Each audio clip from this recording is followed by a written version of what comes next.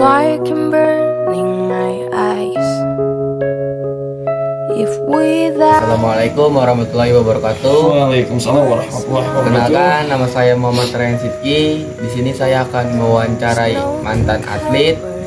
Dan di samping saya sudah ada mantan atlet nasional. Beliau adalah Bang Muklis Tagna. Halo. Salam olahraga. Langsung aja nih Bang Muklis. Siap bang. Pertanyaan pertama buat Bang Muklis. Boleh tahu nggak sih sejak kapan Bang Muklis kenal sepak bola itu? Mau dijawab secara perinci atau instan nih? Perinci boleh. Oke.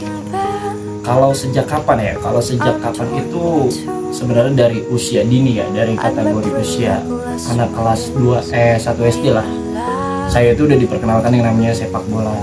Cuma minat-minatnya saya itu baru kebentuk itu ketika SMP, SMA itu saya kebentuk. Dan di situ saya mengarahkan diri saya harus kemana. Seperti itu kira-kira. Tapi menurut Bang Muklis sepak bola tuh dalam hidupnya Bang Muklis tuh seperti apa sih? Aduh, kalau dibilang seperti apa? Kehidupan ya, sepak bola itu kehidupan buat saya banget gitu. Kenapa saya bilang kayak gitu? Sepak bola itu cinta kedua saya setelah orang tua saya. Kenapa saya bilang seperti itu? Karena dari sepak bola itulah saya bisa yang namanya bisa memiliki motor, bisa buat menghidupi. Ya saya contohnya kayak saya kuliah, biaya kuliah itu dari sepak bola. Ya ekonomi lah ya. Nah iya, kayak seperti itulah kiranya. Bisa nggak sih Bang Muklis ceritain sedikit aja tuh perjalanan hidupnya di dalam sepak bola gitu? Pahit sih, pahit. Kalau dibilang dari perjalanan itu pahit ya. Kalau dibilang pahit itu pahit, rumit. Kalau dibilang rumit. Cuma balik lagi ke diri kita. Kita ini seorang apa gitu kan? Kita lihat dari latar belakang kita.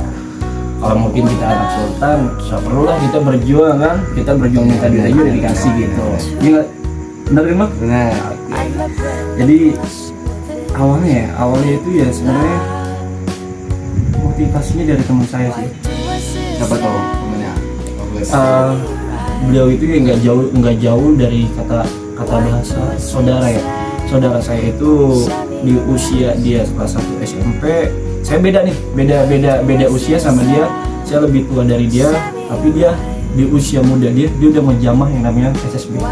Sedangkan saya itu belum kenal yang namanya SSB, belum kenal tuh yang namanya permainan sepak bola pada umumnya seperti apa. Saya cuma tahu sepak bola itu bola ditendang, gol, udah seperti itu. Tapi nggak tahu dasar-dasarnya kan. Nah, berjalan seiringnya waktu itu adalah rasa kok dia bisa, kenapa gue enggak gitu. Oh terpacu. Iya betul bang, terpacu gitu kan. Di usia mungkin di usia saya kelas 1 SMP, beliau itu udah SD itu beliau udah menjamah yang namanya SD. Saya di usia SMP kelas 1 sampai kelas 2 itu saya masih di rumah. Maksudnya masih latihan secara intensif itu di rumah ya. Ya udah Latihan mandiri individu gitu ya? Dimulai dari kayak mendang bola itu kita nggak punya bola, kita pakai pun pisang, kita pakai itu ya kan. Saya pohon pisang dijadiin alat ya, dijadiin media buat kita itu bisa mendang bola itu. Karena pada saat itu saya nggak punya bola, tapi karena saya punya kemauan pengen bisa nendang bola ya kayak gitu caranya. Terus berjalannya waktu, singkat cerita, masuklah nih saya ke SSB, saya masuk ke SSB. Alhamdulillah karena saya punya niat, punya semangat, saya buktiin di situ. Ya jujur ketika saya usia masih muda ya, pada saat itu masih belasan tahun, tapi udah ditarik ke senior. Maksudnya dimasukin ke senior itu gini loh. Saya pada saat itu contoh, saya usia 15, abang usia 20, jatuhnya abang senior, saya junior. Jadi di usia muda itu saya udah dimasukin ke tim abang itu kayak gitu. Nah di situ saya mulai terpacu lagi namanya, wah gue di sini aja bisa, berarti gue buat ke depan lagi bisa dong, kenapa enggak kan kayak gitu. Akhirnya saya coba dengan yang namanya tanggung jawab, disiplin, yang namanya kita pengen maju itu pasti sakit lah ya. Biasa. Kalau kata Oma Irama itu apa sih, berakit-rakit dahulu, berenang-renang ke tepian, ya bersenang-senang kemudian seperti itu. Jadi aduh pahit lah, dimulai dari saya SSB kepilih lah ke Persikota. Persikota itu dulu pada saat itu namanya PSA. Itu Usia saya masih belasan tahun lah, masih 15 tahun sudah. Itu Persikota Soccer Academy. Berjalan di situ 1 tahun.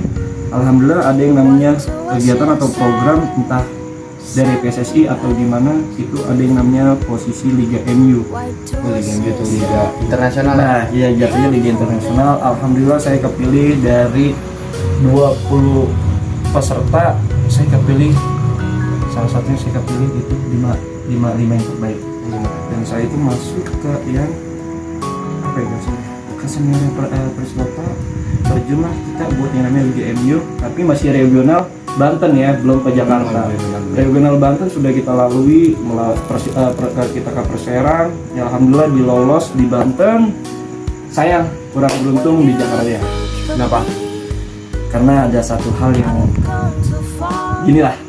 Oh itu ya dikip aja itu. Oh, dikip aja. siap. Nah, setelah itu kita gagal di situ. Udah kita balik lagi ke awal kita nih. Awal kita ke SSB Bang. Awal SSB ada lagi yang namanya pencarian bakat. Alhamdulillah ada pencarian bakat datang SSB saya Bang. Itu saya nggak tahu kalau pencarian bakat itu ternyata klub Persija Barat. Alhamdulillah di situ saya kepilih sebagai pemain 10 terbaik dari penyeleksi itu. Saya terpilih dari 10 terbaik. Di situ saya masuk, saya ngikutin yang namanya training di Persija Barat. Ya alhamdulillah, karena memang saya nggak punya motor, nggak punya uang, tapi saya punya tekad, semangat. Ya saya punya sepeda, saya lakuin aja gitu ya. Sepeda jadinya. Iya. Alhamdulillah sampai di sana kita masuk ke yang namanya divisi 1, divisi 2, divisi 3 sampai divisi 3. Dan pada akhirnya frustasi. Tahun berapa itu? PSSI itu sempat mati suri kan? Oh iya, pada tahun berapa ya? Kurang, kalau nggak salah itu 2011. Iya, 2011 itu PSSI mati suri. Ya jangankan pemain-pemain kasta, masih divisi lah, yang udah bentuknya liga pun ketika PSSI mati suri, mereka pada kemana kan? Iya, benar. Ada yang jadi bahasa itu di bangunan, ada yang sekarang jadi iklan, nah nasi goreng, gitu ya. ya kan? Ya apalagi saya gitu kan, yang masih ya kelas rendah lah gitu. Frustasi lah di situ, frustasi. Terlebih ya karena emang nggak ada liga gitu kan, dari mana kita nyari uang kan? Benar. Pemain bola kalau bukan dari situ, karena sepak bola itu pekerjaan kita. Ya akhirnya banting setir itu ya kita ke hal-hal negatif. Ada kutip lah ya, skip dah kalau itu skip aja. Oke lah, negatif mah berarti bahaya juga. Ya, kalau negatif bang. gitu bang, makanya ya alhamdulillah berjalan waktu juga sih, seiring berjalan waktu saya bilang gak bakal bisa nih kayak gini terus nih. Ya akhirnya ada kawan punya yang namanya SSB lah. SSB. Ya SSB, dia ngajar, terus dia juga guru.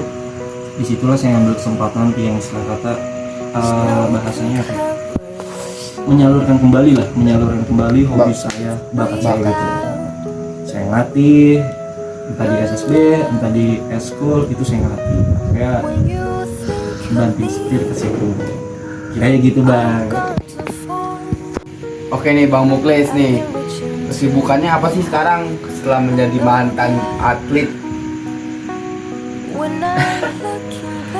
Sibukan ya? Aduh, 180 derajat ya. Itu jatuh lah, bahasanya jatuh banget, reputasinya jatuh banget. Ya contoh lah kayak abang katanya sekarang nih, Apa nih? Pengusaha? iya kalau Ikan. bilang pengusaha sih ya di kecilan ikan lah, kita ke ikan, cuma ikan ini cuma buat apa ya, sampingan lah, buat kita ekonomi juga kan. Alhamdulillah juga udah ada profesi yang beneran kita tekuni gitu. Selain jadi guru, kita juga ngambil yang namanya kepelatihan. Iya seperti itulah, ya bahasanya kalau mungkin Masa bahasa ngelatih sepak bola atau gimana nih? kalau dibilang latih ya kadang latih manusia, kadang latih ya berbentuk hewan gitu. Iya, bercanda ya. Iya, kesibukannya ya itu ya kesibukannya nggak jauh dari, nggak lepas dari yang namanya sepak bola itu, karena sepak bola itu udah kayak mendarah daging banget bang di kehidupan saya gitu kan. Jadi saya ngambil sesuai sama yang jalur saya, yaitu guru olahraga itu profesi saya sekarang, kesibukan saya sekarang. Pelatih pun juga sama, itu ya udah saya ambil lah buat menyambung kehidupan gitu kan. Apalagi masa-masa kayak gini kan, kita mau gimana lagi bang, istilahnya kita punya skill, punya bakat, kenapa nggak kita keluarin aja sih gitu, kenapa nggak kita berbagi gitu. Apakah berbagi harus dengan duit? Enggak kan? Enggak juga sih ya. Seperti itu kan, ilmu juga bisa. Nah itu saya setuju tuh. Kalau buat abang nih, siapa sih orang yang menurut abang menjadi motivator dalam hidup abang gitu? Contohnya kayak pesepak bola, siapa yang menjadi motivator dalam hidup abang? Gini ya, kalau motivator itu saya nggak jauh-jauh sih, orang tua. Orang tua. Ya, kenapa sih bilang orang tua? Karena saya jadi malu nih, karena orang tua saya sendiri pun ya bisa dikatakan pemain frustasi pada masanya gitu. Masanya Bekas pemain juga, bekas mantan atlet juga. Iya gitu kiranya bang. Kenapa saya cuma orang tua ya? Karena memang sebelum saya terjun ke yang namanya beneran mendalami sepak bola itu atau futsal itu ya dari orang tua. Sebelum saya ketemu yang namanya pelatih itu saya udah punya pelatih, yaitu orang tua, bapak saya sendiri. Karena kalau dibilang motivasi terbaik itu ya saya dan orang tua saya gitu. Kalau buat mengidolakan sih saya nggak jauh-jauh lah.